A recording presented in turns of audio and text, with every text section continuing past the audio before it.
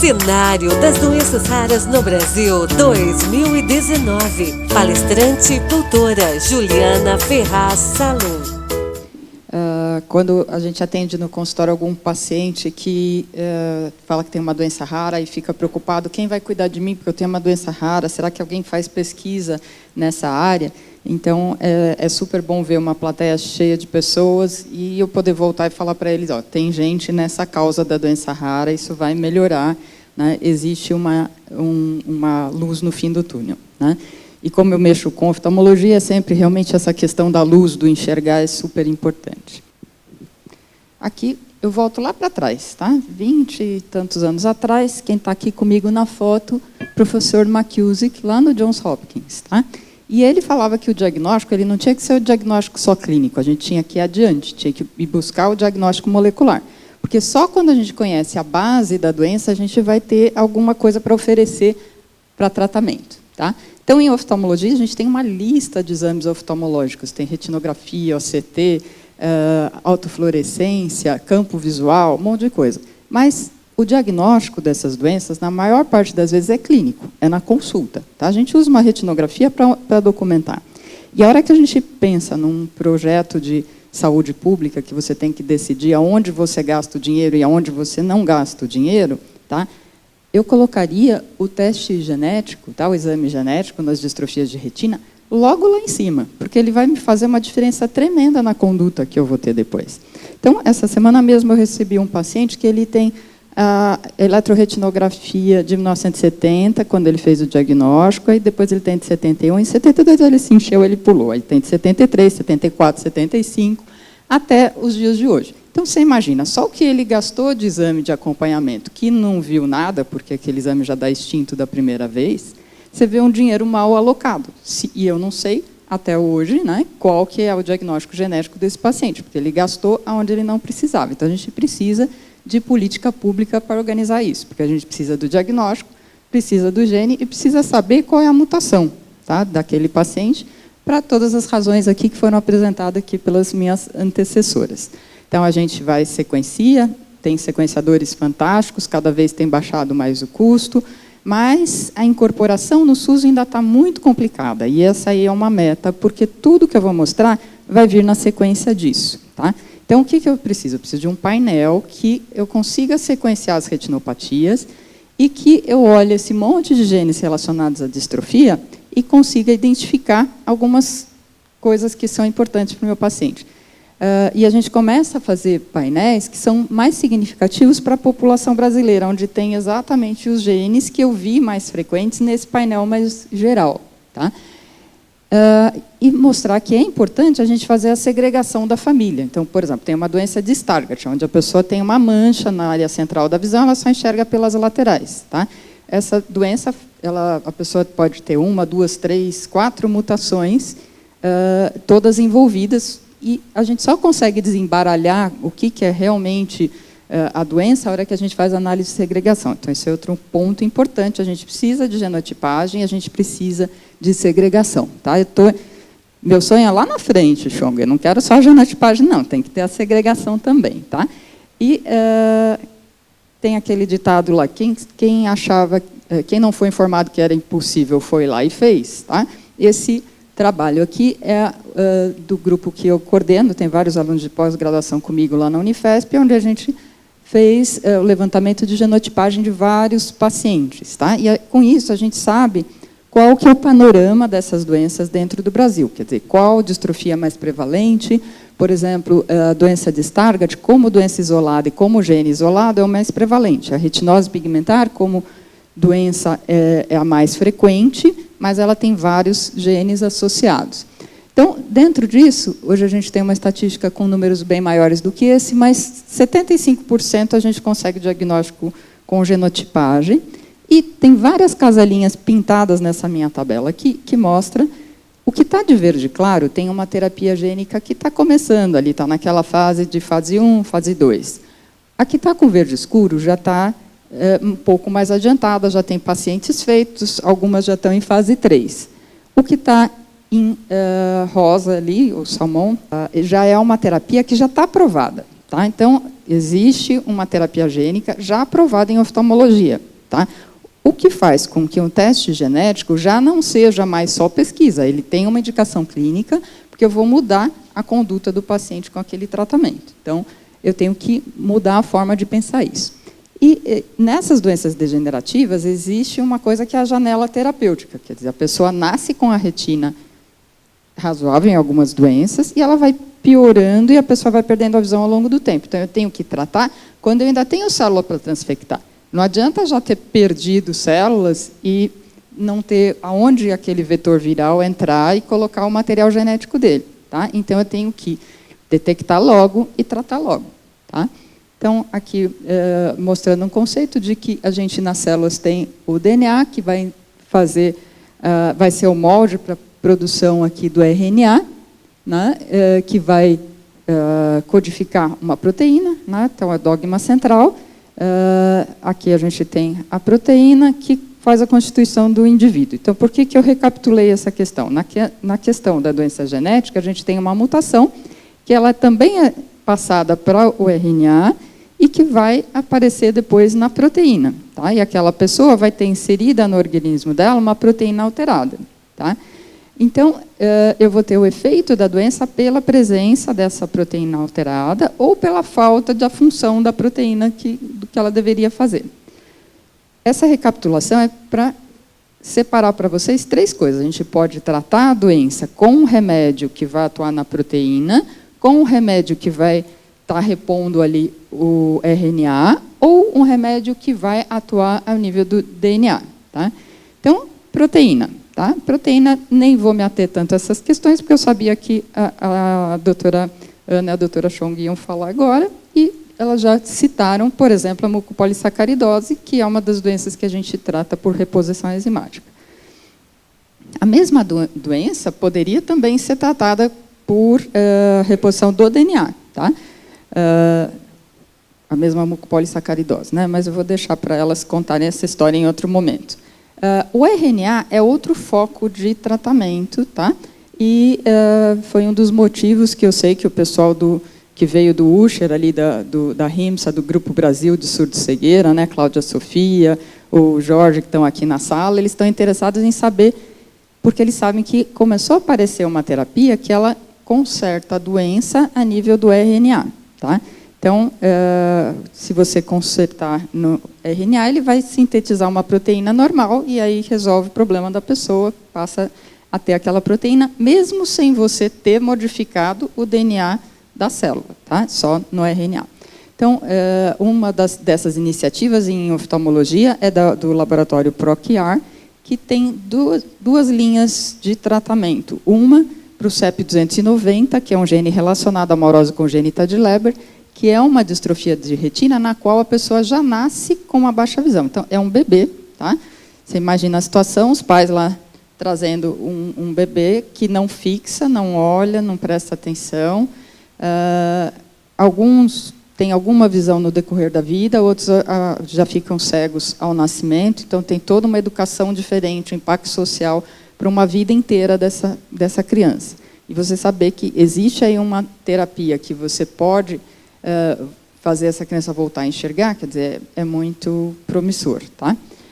O CEP290, né, nesse estudo, não cobre todas as mutações. Tá? É um tratamento mutação específico. Tá?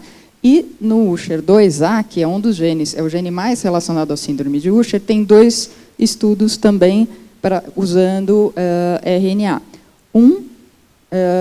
Devolve o exon 13 inteiro, que é um alvo, um hotspot de mutação nesse gene, onde mais tem mutação, mas não são todas as pessoas que têm mutação por alteração no exon 13. Tá? Ou é uma mutação específica, né? A mutação, em geral, tem uma grafia meio estranha ali, aquele número no fim ali da última linha, tá? Que mostra para a gente o endereço e qual foi a troca que foi feita naquele DNA. Não adianta eu fazer essa terapia para alguém que não tem essa mutação. Então, é um tratamento mutação específica, não só gene específico. Tá? Outro laboratório é o Editas, que vem mais ou menos com a mesma linha. É impressionante, assim, tudo de 1, 2 anos para cá, está pipocando empresas de biotecnologia nessa área, e fica até difícil de a gente prestar atenção qual que cada lugar está fazendo. Tá? Lembra, a terceira forma da gente tratar é tratar no DNA. Tá? E aí é a terapia gênica com o nome mais convencional que a gente tem utilizado. Eu tive a sorte de ter acompanhado desde o começo, desde 2007, o início da terapia gênica do Luxturna lá na Filadélfia, e é uma terapia feita para o RPMA5, que é um desses genes da doença de Leber. Tá? De novo, é aquela história da criança que já não enxerga e tem nistagmo desde o nascimento, vai para o neurologista, acham que tem autismo porque não interage. Né? Então, essa do autismo sempre me deixa bem louca lá no consultório, quando eu vejo que estão achando que a criança tem autismo, mas o cego, muitas vezes, tem um comportamento diferente. Então, a gente tem que interpretar aquele comportamento para fazer o diagnóstico. Tá? Aqui um fundo de olho da primeira paciente que eu coloquei nesse clinical trial, onde ela participou, fez a cirurgia, colocou o vetor viral embaixo dessa retina, transfectou, levou para aquela célula o gene RPMA5 que faltava, que é um gene do ciclo visual. Tá? O ciclo visual, ele cicla a vitamina A, quando está faltando essa enzima, ele não cicla, se você volta a dar para a célula, se a célula tem uma estrutura suficientemente ainda residual, ela começa a funcionar de novo.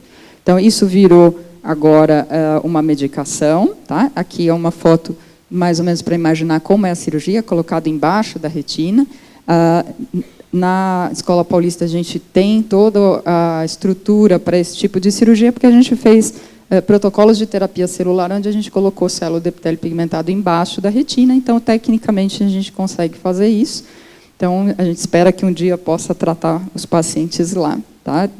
Foi aprovado recentemente, está em vias da Novartis trazer isso para o Brasil, vai ser uma nova luta aí.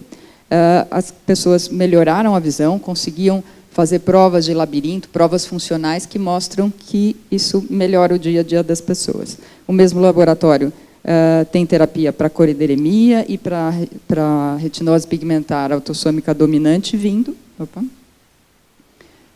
Aqui um estudo do qual eu sou investigadora principal na Escola Paulista para corideremia, que também é uma doença onde fecha o campo visual. A pessoa tem a visão só na área central da retina. Isso foi uma reunião dos pacientes quando começou esse estudo, e a gente está com ele em andamento por lá. Tá? Existem outros laboratórios trazendo terapias gênicas para outras áreas de visão. Tá? Vocês vão perder até as contas dessa história, de tantos que estão vindo. Usher para miosina 7A, tá? O Stargardt, o Stargen, que é para o gene ABCA4. Então, muita coisa acontecendo. Né?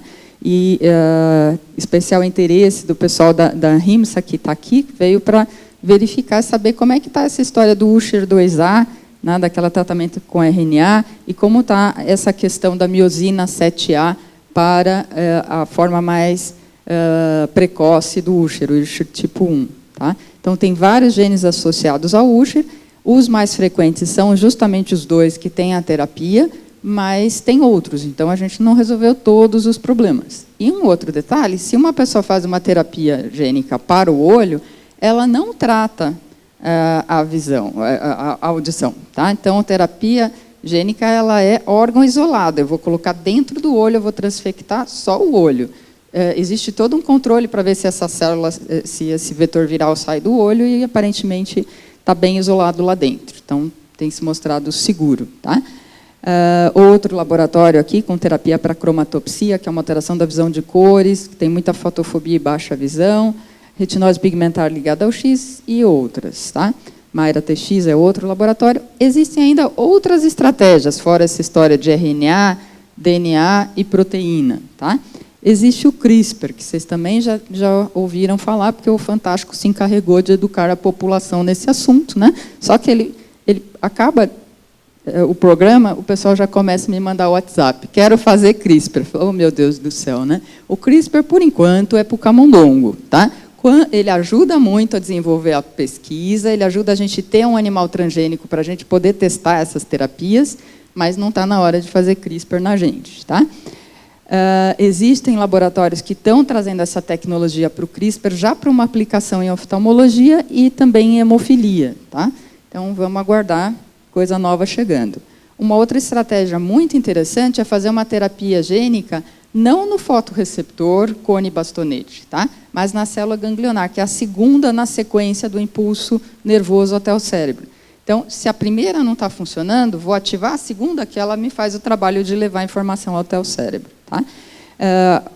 Uma outra terapia aqui é uma terapia medicamentosa, que agora a gente vai começar, provavelmente, está aguardando o ok final da Anvisa para começar, acredito que nos próximos meses, uma medicação oral para doença de Stargardt que interfere naquele ciclo da vitamina A. Tá? A ideia é que essa mancha central não progrida, tá? Que ela fique pequena e a gente consiga tratar desde a fase de criança mais para frente e segure essa doença para não perder a visão. Deixo aqui, finalmente, uma pergunta para vocês. Tá? Essa aqui é uma paciente, o aspecto fundoscópico da retina dessa paciente com alteração periférica e central, uma retina bem comprometida, não precisa ser médico para perceber que tem toda uma granulação ali por trás.